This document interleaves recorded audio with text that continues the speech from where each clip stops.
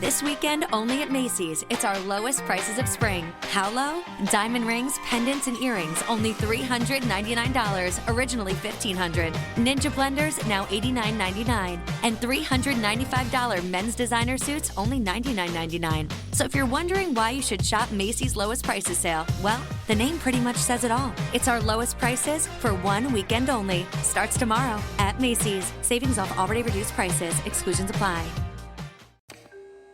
On May 25, 1961, President John F. Kennedy made a bold and seemingly impossible challenge to Congress. I believe that this nation should commit itself to achieving the goal, before this decade is out, of landing a man on the moon and returning him safely to the Earth. That challenge accelerated the space race between the United States and the Soviet Union. The first superpower to land on the moon wouldn't just plant the flag, give a speech, and grab a few moon rocks. Dominion over the moon would be a source of national pride, technical superiority, and military supremacy. By 1965, lunar probes from the US and the USSR were sending back the first pictures of the dark side of the moon. That's when the world's two greatest superpowers realized they were too late. The moon had already been claimed, just not by humans.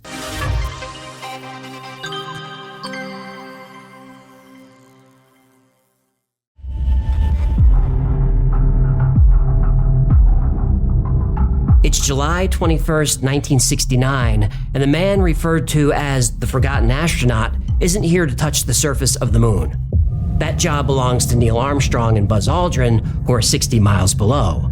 Michael Collins orbits the moon, completely alone in space.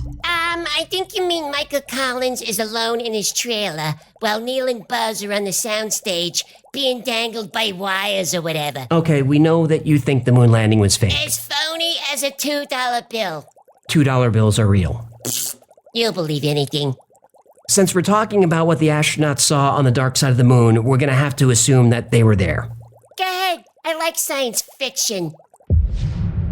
That's one small step for man, one giant leap for mankind. While Armstrong and Aldrin take the historic first steps for mankind, Collins heads toward the dark side, or far side of the moon. It's technically not dark at all, we just call it that because we never see it. For the next 21 hours, Collins orbits the moon alone in the command module. Radio signals can't reach Collins without line of sight to Earth. So for 47 minutes of every lunar revolution, he's completely cut off from the rest of mankind. I am alone now, truly alone, and absolutely isolated from any known life. I and it. If a count were taken, the score would be 3 billion plus 2 over on the other side of the moon, and 1 plus God knows what on this side. Every time he's there, he loses all communication. Well, all human communication. In his headset, Collins hears an eerie sound. Had I not been warned about it, it would have scared the hell out of me. Every astronaut in the Apollo program is aware that they are not alone. Apollo 10 launched in May 1969, and their radio picked up a strange signal on the far side of the moon. They described it as whistling space music. That music even sounds outer spacey, doesn't it? You hear that? That whistling sound? Richard. Yeah, it sounds like, outer space-time music. Hearing it, you might think it's a transmission from Earth, but that's not possible. Apollo 10 was on the far side of the moon, where radio waves can't reach. Whatever these sounds were, they were definitely coming from somewhere on the far side of the moon. After the mission, NASA put the sound recordings in a vault. NASA's vault, also known as the Shredder. Well, that's true. The original high-quality recordings of the moon landings are gone. NASA said they either lost them or recorded over them, they're not sure. Or they never went up to the moon, and losing the tapes is a convenient way to cover it up. Or that.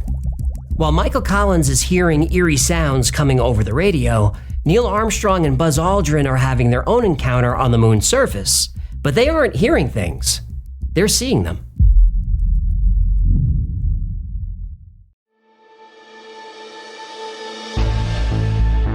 NASA may have lost the tapes, but we still have transcripts of radio communications. There are hours and hours of conversations between the astronauts, ground control, even the President of the United States. But here's something strange. 2 minutes of radio communications are missing. But we do have the transcripts of those minutes. And the transcripts explain why the audio is missing. The astronauts definitely saw something on the moon. No, there's not enough to go over. No one's gonna believe that. Whistle. I say that there were other spaceships. They're lined up on the other side of the crater. There they are, and they're watching us. Buzz Aldrin and Neil Armstrong planted an American flag on the surface of the moon. The entire world watched them do it. But they left something else, something that we didn't see. Within a few feet of the first boot print made on the moon lies a small white cloth pouch. Inside that bag is a gold olive branch, a symbol of peace. Also in the bag is a disc. Ooh, I hope they left a copy of Journey live in Houston. They didn't. That's too bad. The escape tour was where I met my second wife. Do you mind if my first wife paid for the tickets. The disc... The little orange fish who grew up with a crazy wish. He took a midnight bowl going anywhere. What? You didn't see that coming? Unfortunately, I did. The disc was made of silicon and about the size of a $50 coin. Etched onto the disc are letters so small you can only read them under a microscope. The disc had messages of goodwill from NASA and 73 world leaders.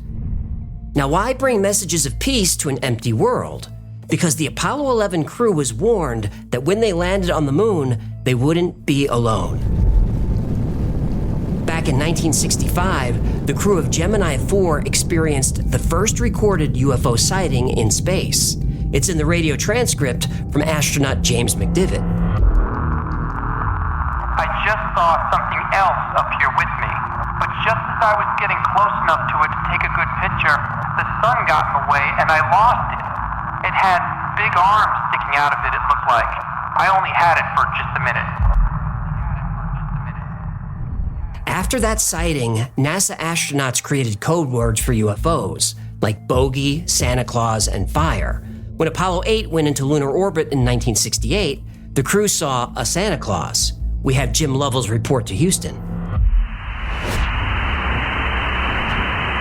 Houston, Apollo 8, over. Hello, Apollo 8. Loud and clear. Roger. Please be informed there is a Santa Claus. That's affirmative. You're the best one to know. Is there something on the moon that NASA doesn't want us to know? The answer, of course, is yes. Do we know what they're hiding? Well, thanks to a few whistleblowers, that answer is also yes.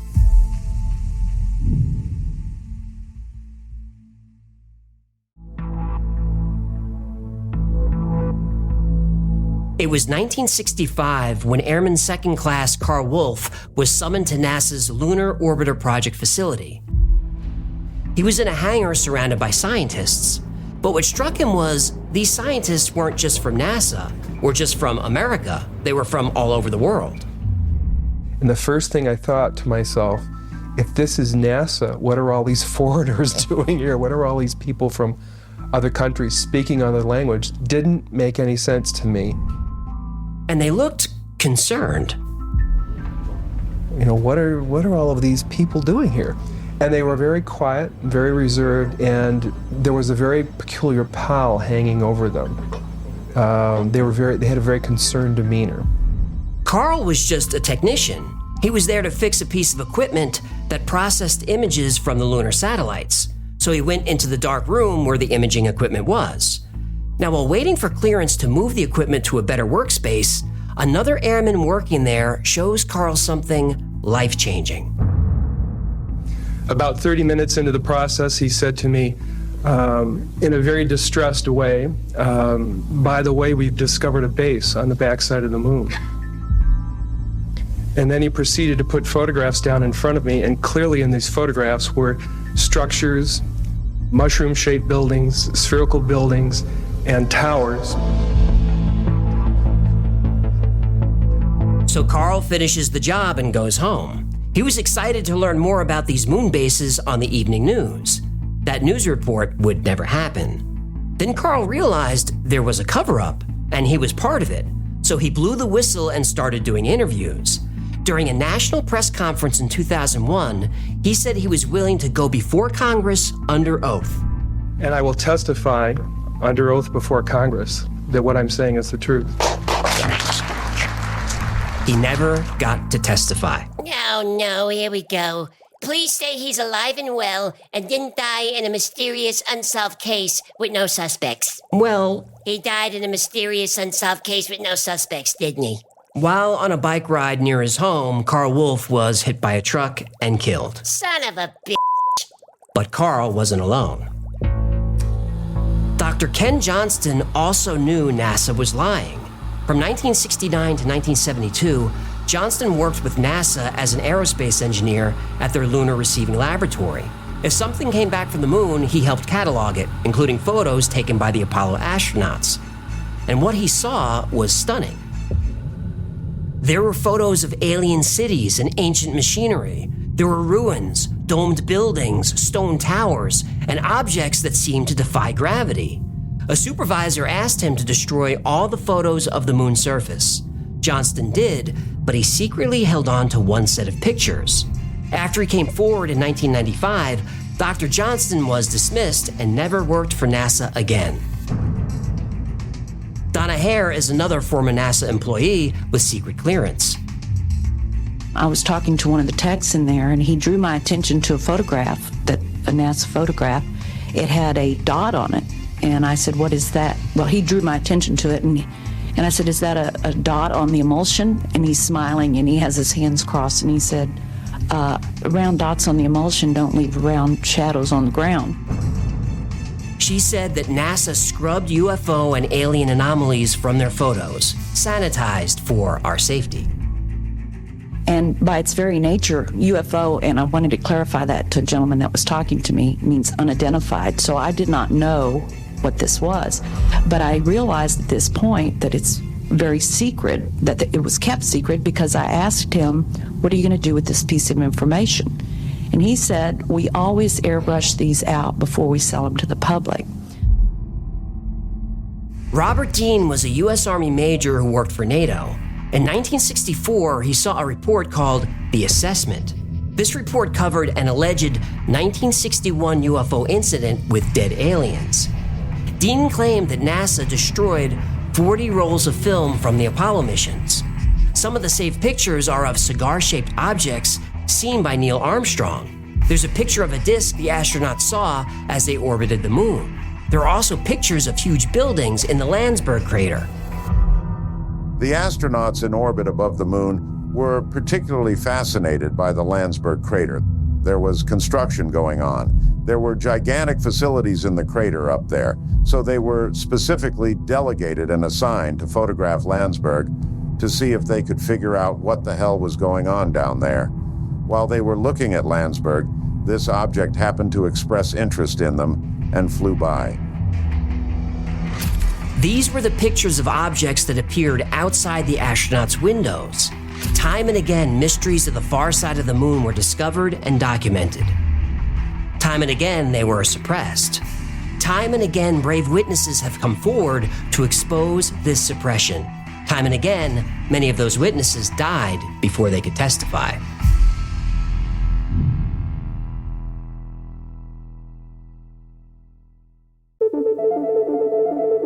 NASA says we should trust them, but not whistleblowers. But how can we trust NASA when we know for a fact that they alter images? I did a whole episode on how NASA photoshopped pictures of Mars and the Earth, and some of their editing was pretty sloppy. NASA Mars cover-up link down the alley, Sally. In 1994, the Clementine orbiter took 2 million pictures of the moon's surface. When they were released to the public, people started noticing that many of them had sections that were blurred out. Here's an image of the Zeeman crater. Clearly, something is being censored. When other images of the crater were overlapped, compressed, and compared, it became obvious that something was there. This became known as the Zeeman object. Some people think this object is a giant spacecraft as large as a city. It's thought to be a ship because another picture of the Zeeman crater has been censored and shows a different object. When compared, overlapped, and enhanced, there appears to be another large ship. Now, don't bother looking for the censored images on NASA's website. They're gone. Other anomalies have been spotted like giant footprints. Scientists have tried to explain them away as meteor impacts, but that's probably not what they are. These structures that we see stretching over tens of kilometers across the lunar surface do not appear to be related to impact cratering processes. Pyramids have been found on the moon's surface, obelisks and mile-high towers. As recently as 2021, China's moon rover took a picture of what's been called a mystery hut. NASA has explanations for all of these. They're tricks of the light, or pareidolia, where your mind sees an object in randomness, like a cloud shaped like an animal. Now, of course, we could know for sure if we would actually visit these structures, but there doesn't seem to be an appetite for that. Before the lunar missions, both the US and Russia planned to establish military bases on the moon. The original plan for the moon was not exploration, but weaponization. The US called its plan Project Horizon. And let me know if you want to see a full episode about this. It's pretty intense. So in the 1950s, getting to the moon was a major priority. We choose to go to the moon. We choose to go to the moon.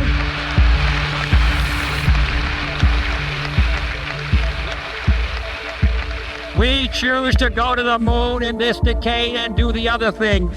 Not because they are easy, but because they are hard. Because that goal will serve to organize and measure the best of our energies and skills.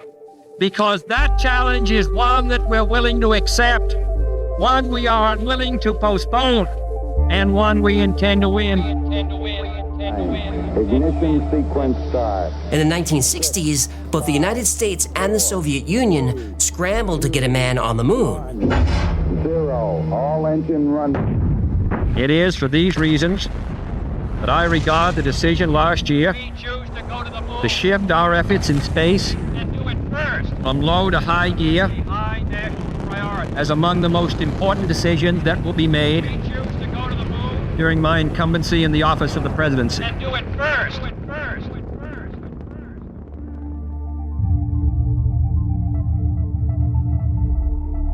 The US got there first. Tranquility Base here. The Eagle has landed. The Soviet program was set back by a few failures, but they kept trying.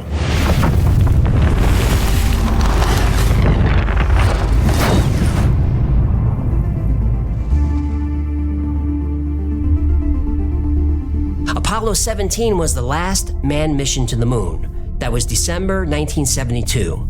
Although more missions were planned, the United States canceled them. In 1972, the Soviet lunar program was no longer a priority. And in 1974, the Soviet Union officially canceled its program. Now, if I were a conspiracy theorist, I would think that both the US and the Russian government, despite being enemies, agreed to stay away from the moon. In 1972, the only way those two countries would agree on anything was if they were forced to. The USSR and the US were the only superpowers on Earth, but there was another bigger superpower, and this one was on the moon.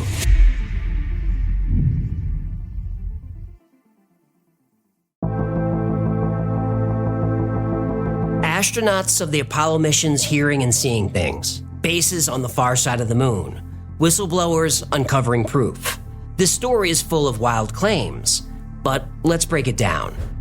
The transcript of Apollo 11 seeing spaceships on the moon is unofficial, meaning probably fake. Someone supposedly captured the recording with an amateur ham radio and transcribed it. The Apollo 10 sounds were real. All 3 astronauts heard something when they went to the far side of the moon. But NASA says it was just interference between 2 different radios. But astronaut Al Warden doesn't buy that theory. The Apollo 10 crew is very used to the kind of noise that they should be hearing. Logic tells me that if there was something recorded on there, then there was something there. Well, I don't know what the hell that was, babe. The Apollo 10 astronauts never publicly discussed the sounds. Apollo 8 said they saw Santa Claus because they were in space on Christmas Eve. It was just a joke. Morning, Apollo 8. Deke here. I'd just like to wish you all a very Merry Christmas on behalf of everyone in the control center, and I'm sure everyone around the world. None of us ever expect to have a better Christmas present than this one. Hope you get a good night's sleep from here on and enjoy your Christmas dinner tomorrow, and look forward to seeing you in Hawaii on the 28th. Okay, leader, we'll see you there. That was a very, very nice ride, that last one. This engine is as smooth as glass. Yeah, we gathered that. An outstanding job all the way around. Now, the gold olive branch that Apollo 11 left on the moon is also real, as is the silicon disc with messages of goodwill. Buzz Aldrin almost forgot to place it, and Neil Armstrong had to remind him. Oh, if he forgot it, they could have done another take. Kubrick was famous for doing lots of takes in his movies. This episode is not about the Stanley Kubrick conspiracy. Stanley Kubrick moon landing video below. Thanks for that. Neil, Buzz, everybody back to 1. Camera rolls, down speeding, and action with the flag thing. Okay, we get it. As for the whistleblowers, well, as most whistleblowers do, they receive a lot of scrutiny. Critics say people like Ken Johnston and Donna Hare never worked as closely with NASA as they claim. Johnston only worked for companies contracted with NASA, and after he made his claims about stolen photos, he never worked at NASA again. Also, his story has changed a bit over the years. A lot of Johnston's moon photos have been debunked. Well, in my opinion, not fully debunked, but there are valid challenges to his photos. In the description, I link to the book Dark Mission by Richard Hoagland and Mike Barra. Dark Mission shows a lot of these photos. It's worth checking out, and you can make up your own mind. There you go, Barra. You got a plug. You happy? I'm teasing. To be fully transparent, Mike contributes to this channel. He's one of the people who got me interested in the moon. But I'm being honest when I say I read Dark Mission when it first came out, and Richard Hoagland was one of my favorite guests that Art Bell would have on Coast to Coast. So the book is fun, and the link is below. Now, back to the whistleblowers. Donna Hare was also a contract worker. Her clearance was relatively low, and she made that clear. But the only proof we have of her story is what she says. And I was just amazed that they had a protocol in place for getting rid of UFO pictures. The same is true for Carl Wolf.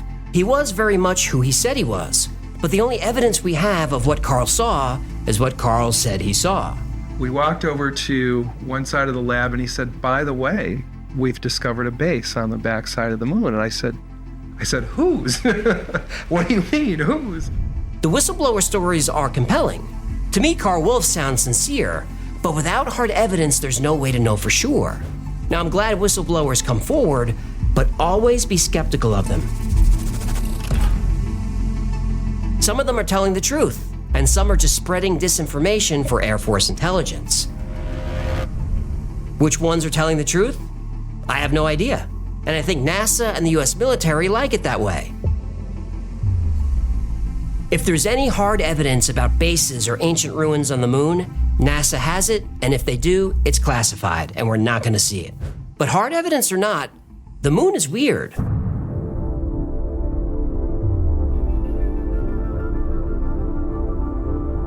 No matter how wide a crater is, the depths are pretty uniform. It rings like a bell for hours when struck. It's too large and too close to the Earth.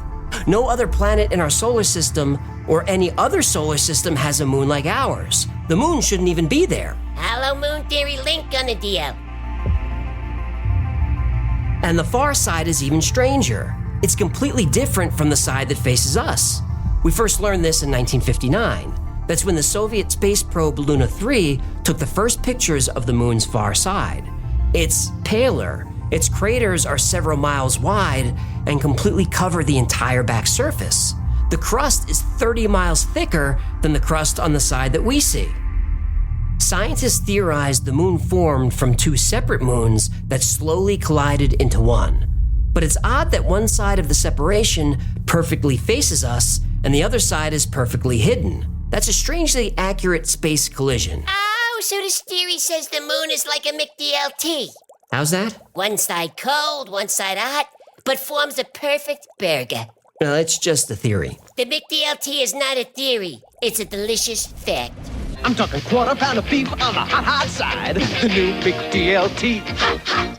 Those were pretty good burgers. I don't know why they didn't bring those back. Well, it took 50 years, but there's finally renewed interest in the moon. Just last week, China's Chang'e 6 mission collected the first samples ever retrieved from the far side of the moon. NASA plans to send astronauts to the lunar South Pole in 2026 as part of its Artemis 3 mission. India, Russia, and Japan have lunar missions planned. Same with the European Space Agency, South Korea, the UAE. Looks like we're in a space race once again. And private companies have also joined the race. SpaceX, Blue Origin, Firefly, and at least 5 other American companies have moon missions planned. At least 10 other non-American companies are also going. This is exciting, but I still had this nagging thought. There are a few former astronauts, a few whistleblowers, and even a few remote viewers who claim they saw aliens on the moon. And they say those aliens are not friendly. But we're going. Within the next 10 to 20 years, the moon is going to be a very crowded place. Whatever's up there, we're going to know about it. And if it turns out that aliens are on the moon, then one of two things happens. One, it's the greatest discovery of the human race. Or two, it's the end of it.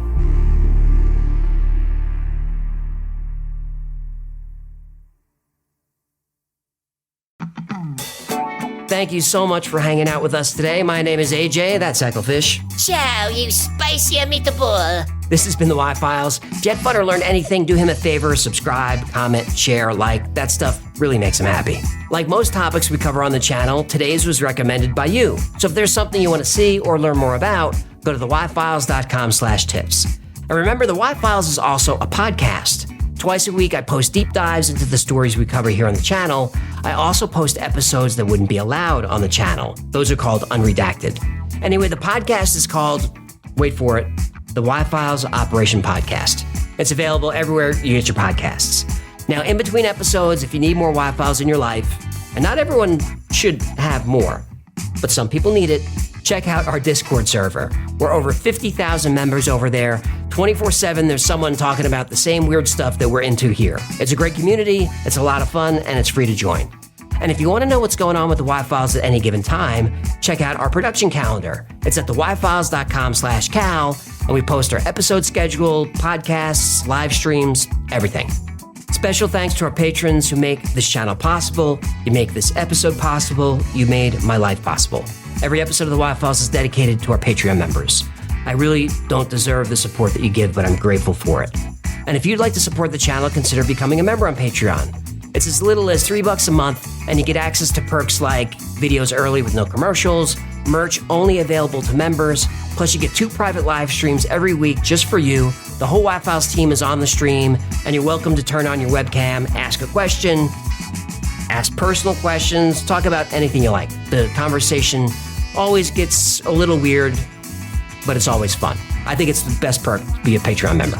Another great way to support the channel is grab something from the Y-Files store. Grab a Hecklefish t-shirt, or one of these coffee mugs with my face on it. They can stick your fist in there, or a hoodie with my face, or something with my face on it. Don't forget these squeezy animals, squeezy talking fish toy dolls. They talk at everything.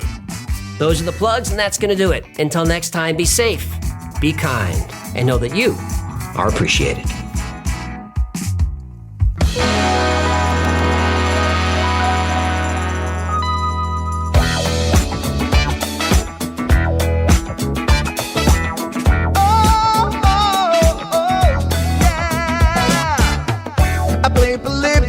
In Area 51, a secret code inside the Bible said I would. I love my UFOs and paranormal fun, as well as music, so I'm singing it like I should.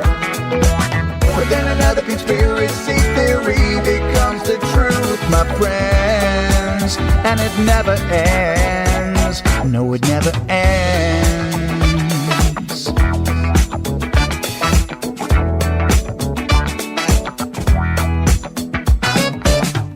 I feel the crap cat and got stuck inside Mel's hole with MK Ultra being only too aware. Did Stanley Kubrick fake the moon landing alone on a film set, or were the shadow people there? The Roswell aliens just fought the smiling man, I'm told, and his name was Cold. And I can't believe I'm dancing with the fish. Head to fish on Thursday nights with AJ2, and the Wi-Fi's helping me all through the night.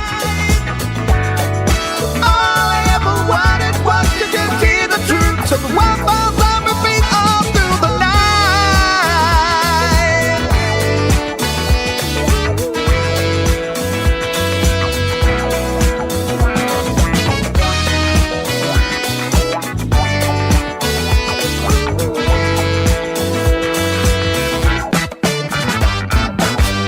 The Mothman sightings and the solar storm still come to Agatha, the secret city underground. Mysterious number stations, planets Earth 02, Project Stargate, and what the Dark Watchers found. We're in a simulation, don't you worry though. The Black Knight satellite, it told me so. I can't believe